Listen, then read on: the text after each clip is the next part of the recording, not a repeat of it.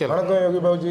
வணக்கம் வினேஷ் சார், சொல்லுங்கள். ஒன்றும் இல்லை, இப்போ நான் ஒரு 3 வருஷம் முன்னாடி உங்களை வந்து பார்த்துட்டு நான் ஒரு கதை சொல்லியிருக்கீங்க. நீங்கள் கமிட் பண்ணியிருக்கீங்க. ஏன் நீங்கள் அந்த படம் கமிட் பண்ணுறதுக்கு காரணம் உண்மையாகவே சொல்லணும்? உண்மையை சொல்லணுமா? சொல்லிக்கோங்க. இல்லை உங்களுக்கு தெரியும்ல, அதை நீங்களே சொல்லாமே. இல்லை, நான் உங்கள் வாயிலிருந்து அது கேட்கணும்னு நான் ஆசைப்பட்றேன். சொல்லாமா சார்? இல்லை, வினேஷ் முதல்ல ஒரு நல்ல மனிதர், நல்ல நண்பர். ஃபஸ்ட் ஆஃப் ஆல் தீக்குளிக்கும் பச்சை மரம்னு ஒரு 15 இருக்குமா, 16 வருஷம் 17 வருஷம் வச்சா, 17 இயர்ஸுக்கு முன்னாடி, ஒரு 17 வருஷத்துக்கு முன்னாடி தீக்குளிக்கும் பச்சை மரம்னு நண்பர் பிரச்சனை வச்சு ஒரு படம் டைரக்ட் பண்ணார். அந்த படத்தில் மதோபர் சார் கேமராமேன். அதில் நான் வந்து ஒரு சின்ன ரோல் பண்ணேன். ஞாபகம் இருக்குங்களா? ஒரு சின்ன ரோல் பண்ணும்போது அந்த படத்தில் எம்எஸ் பாஸ்கர் எல்லாருக்கும் அண்ணா காம்பினேஷன்லாம் பண்ணோம். அந்த படத்தில் உங்களால் எனக்கு ஒரு பெரிய ஒரு விஷயம் பண்ண முடியல. ஆனால் ஒரு ஃப்ரெண்ட் ரோலாக நீங்கள் கொடுத்தீங்க. அதுக்கப்புறம் அந்த படம் முடிஞ்சது. அதுக்கப்புறம் என்ன நடந்தது உங்களுக்கும் தெரியும். நீங்கள் போராடி தான் அந்த படத்தை ஸ்டார்ட் பண்ணி வெளியே கொண்டு வந்தீங்க. சரியான தேட்டருக்கு அமையலை அப்படின்னு சொல்லி அந்த டைமில் உங்களுக்கு அது ஒரு சின்ன ஒரு படம், நல்ல படம்.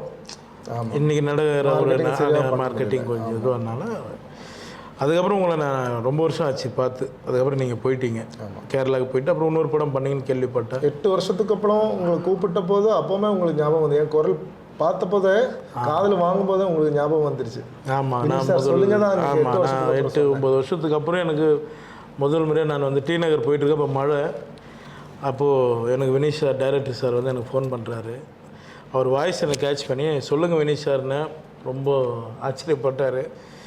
இல்லை, உங்களை நான் மீட் பண்ணோம் அப்படின்னு சொன்னார். சரி, ஓகே வாங்க மீட் பண்ணலாம், என்ன மேட்ரு அப்படின்னு சொல்லி நம்ம ஏவிஎம்மில் மீட் பண்ணோம். மீட் பண்ணும்போது உங்களோட பிரச்சனைகள் கொஞ்சம் இருந்தது, அதை விட்டுருவோம். அந்த கொரோனா டைம்லாம் ரொம்ப நீங்கள் லாஸ் ஆகிருக்கீங்க. ஒரு படம் பண்ணணும்னு சொன்னார். நீங்கள் வந்தீங்களா சார்? நீங்கள் வந்தீங்க கூட. ஒரு படம் பண்ணணுன்னாரு. அதுக்கு விநாயகர் தான் சாட்சி, ஏவிஎம் விநாயகர் தான். அது முன்னாடி தான் நின்று பேசணும். மழை வந்தது. சரி, பரவாயில்ல, நான் கண்டிப்பாக பண்ணுறேன், கதை கூட கேட்காம. நீங்கள் ஒரு பவுண்டட் எடுத்துகிட்டு வந்தீங்க. ஆமாம், உங்களோட பிரச்சனை தான் எனக்கு முதல்ல தெரிஞ்சு. 10 நிமிஷம் மட்டும்தான் பேசியிருக்கோங்க. அவ்வளோதான் நம்ம பேசணும். ஆமாம், நீங்கள் படம் பண்ணுங்கள். ஏன்னா என்னை வச்சு, என்னை அன்றைக்கி ஒரு சின்ன ரோலுக்கு யோசிச்சு ஒரு டைரக்டர், நீங்கள் இந்த நிலைமையில் இருக்கக்கூடாதுன்னு சொல்லி நான் இந்த படத்தை நான் பண்ண சொன்னேன். கரெக்டுங்களா? சரி, ஓகே. இப்போ வந்துட்டு படம் முடிச்சாச்சு. நம்ம இப்போ அடுத்த 16ஆம் தேதி நம்ம வெளியிட போகிறோம்.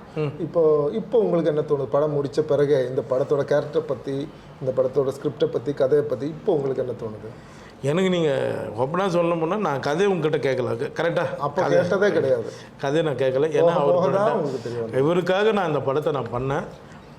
அது கதையோட இது வலுவு எனக்கு தெரியாது. பட் ஆனால் நான் படம் பார்த்துட்டேன். இவர் தப்பிச்சாருன்னா போதும்.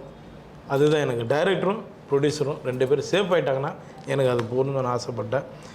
இந்த படத்தில் அது இருக்குது. கண்டிப்பாக அந்த படம் உங்களுக்கு சக்ஸஸ் கொடுத்துருவோன்னு எனக்கு நான் பார்த்ததுக்கப்புறம் நான் நம்பிக்கை வந்துடுச்சு. சரி, ரொம்ப நன்றி. அதே மாதிரி நீங்கள் இந்த படத்தில் உங்களுக்கு ரொம்ப பிடிச்ச, கொஞ்சம் உங்களுக்கு ரிலேட் ஆய, மென்டலி ரிலேட் ஆய, சென்டிமெண்டலி இன்வால்வ் ஆய சீன் என்னன்னு கேட்டிங்கன்னா அதை பற்றி ஏதாச்சும் சொல்ல முடியும்? அது அந்த பொண்ணோட, ஒரு சின்ன பொண்ணோட கேரக்டர் ஒன்று நம்ம. சரி, சஸ்பென்ஸ் இல்லைங்களா அது? ஆமாம். அந்த இடம் எனக்கு ரொம்ப, ஏன்னா இன்றைக்கி இருக்கிற காலகட்டத்துக்கு எந்த காலகட்டத்திலையுமே அது நடந்துகிட்ருக்கு.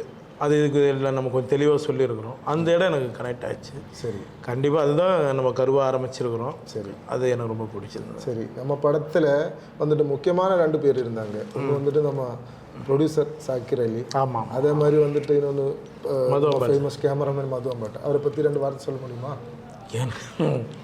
எனக்கு முதல்ல ப்ரொடியூசரை பற்றி சொல்லிடுறோம். ப்ரொடியூசர் மாதிரி நம்மகிட்ட பழகலை.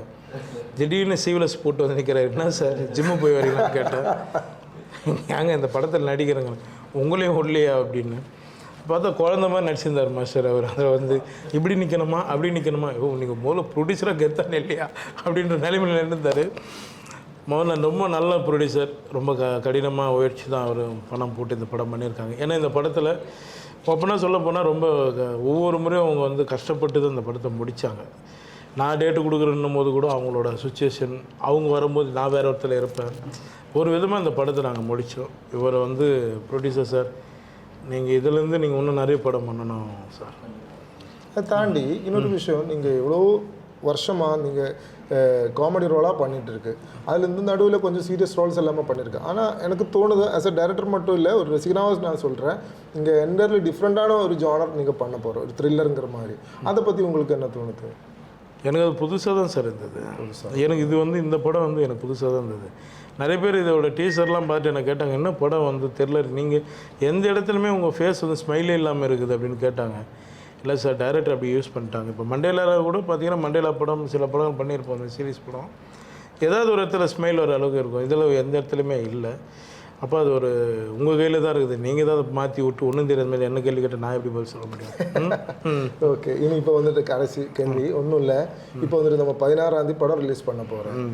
கண்டிப்பாக நம்ம காமெடி நடிகராகவே நடித்தவங்க 3 பேர், நீங்கள், சந்தானம் சார், அதே மாதிரி சூரி சார், நீங்கள் 3 பேரும் கதாநாயகனாக வரப்போகிற ஒரே நாள். தமிழ் சினிமாவோட உலகத்தில் இப்படிப்பட்ட ஒரு ஒரு ஒரு சம்பவம் நடக்காது. இது முதல் முறையாக நடக்க போகிறேன். உங்களுக்கு என்ன தோணும் சார்? என்ன கமெண்ட் என்ன தோணுது? கமெண்ட் சொல்லுங்கள். முதல்ல ஷாக்காக தான் இருக்குது. ஏன்னா 3 பேருமே ரொம்ப கஷ்டப்பட்டு வந்தவங்க தான்.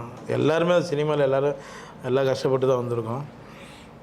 சந்தானம் அவர் வந்து எனக்கு நல்லா பழகும். நாங்கள் எல்லாம் ஒரே டீம், ராம்பாலா சார்கிட்டேருந்து வந்தவங்க எல்லோரும், லொல்லு சபாலது.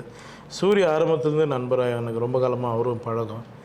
இப்போ அவங்க எல்லாருமே வந்து இப்போ சூரிய ஒரு கேரக்டராக வராரு, ஒரு மாமன் ஒரு படத்தில், சந்தான டிடின்னு ஒரு இதில் வராரு. 2 பேருமே காமெடியாக கமர்ஷியலாக வராங்க. நம்ம மட்டும்தான் ரொம்ப சீரியஸாக வரோம். அது கொஞ்சம் லைட்டாக தட்டுது. மதுரம்பட் சார் வந்து அந்த தீக்குளிக்கும் பச்சை மரத்துலேயே அவர் தான் ஒர்க் பண்ணார். அவர் தான் சார் ஒர்க் பண்ணார், மிகப்பெரிய கேமராமேன். அவர் அடுத்து இன்னொரு படமும் கேட்டுட்ருக்காரு என்கிட்ட. உங்ககிட்ட சொன்னாரானு தெரில, இன்னொரு படம் பண்ணலான்னு சொல்லிகிட்ருக்காரு. சீக்கிரம் அவர் கூட ஒர்க் பண்ணணும்னு ஆசைப்பட்றேன். சார், என்றைக்கும் உங்களோட கேமராவில் நாங்கள் இருக்கணும் சார். நன்றி சார். ஒரு நண்பனாக நான் உங்களை பற்றி நினச்சேன். என்னென்னா 12-13 வருஷம் முன்னாடி நீங்கள் ஒரு ஜூனியர் ஆர்டிஸ்டாக என் முன்னாடி வந்திருக்கீங்க. ஆனால் இப்போ எல்லாமே இப்போ நீங்கள் வேறு லெவலாக மாறிட்டீங்க. தமிழ் உலகத்துக்கு இல்லை இந்தியன் சினிமா உலகத்துக்கு நீங்கள் என்டையர்லி டிஃப்ரெண்ட்டான ஒரு நடிகனாகவே நீங்கள் நிற்கிறீங்க. அந்த சூழ்நிலையில் இருக்கும்போது கூட பழைய ஆட்களை எவ்வளோ கஷ்டப்பட்டாலும் சரி, அவங்கள ஏதாச்சும் ஒன்று சப்போர்ட் பண்ணி அவங்க ஹெல்ப் பண்ணணுங்கிற ஒரு முடிவு இருக்குல்ல, அது எல்லோருக்கும் வராது. ஒரு கலாகாரனா அந்த மனசு இவங்களுக்கு இருக்குது. அது ஒரு பெரிய விஷயம். அது ஒன்று. ரெண்டாவது வந்து பார்த்திங்கன்னா, இவர் எப்போவுமே ஆன் த ஸ்பாட்டில், இப்போது நம்ம ஸ்கிரிப்ட் வைஸ் ஏதாச்சும் ஒரு இம்ப்ரவைசிங் தேவையாக இருந்துச்சுன்னா கூட ஆன் த ஸ்பாட்டில் எனக்கு நிறைய சப்போர்ட் பண்ணியிருக்கேன். சீக்வன்ஸாகவே ஒரு அப்படி பண்ணணும் இப்படி பண்ணணும்னு சொல்லும் போது, இல்லை என்னால் பண்ண முடியாதுங்கிற வார்த்தை இது வரைக்கும் இவரோட வாயிலேருந்து வரல. அப்புறம் இப்போ ப்ரமோஷன் சம்மந்தப்பட்ட விஷயம், இவர் நம்ம படத்தில் கதாநாயகனாக நீங்கள் நடிச்சிருக்கீங்க. நான் கேட்கும்போது எல்லாமே நீங்கள் கரெக்டாக வந்திருக்கீங்க. அதை விட இப்போ நீங்கள் ஏன் ப்ரமோஷனுக்கு இன்றைக்கி வந்திருக்கீங்க, நான் சொன்னது எல்லாமே நீங்கள் காதில் வாங்கிட்டே இருக்குது. என்னை பொறுத்த வரைக்கும் எனக்கு 100% நீங்கள் டெடிக்கேட்டடாக வேலை செஞ்சுட்டு தான் இருக்குது. இதுதான் என்னோடய ஒப்பீனியன். நன்றி.